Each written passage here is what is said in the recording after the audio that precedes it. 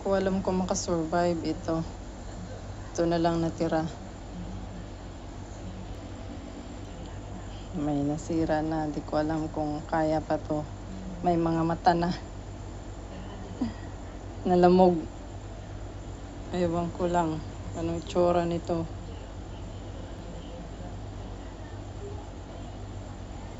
Ito na lang ang survive. Not sure pa.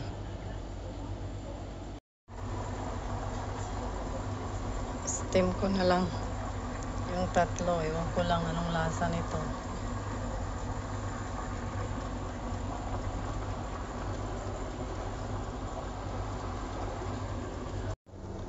Masarap pa naman pala.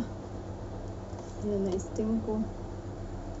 Sarap na saging. Napakasolid. Tsaka tamis. Ang ganda pa naman pala ng itsura.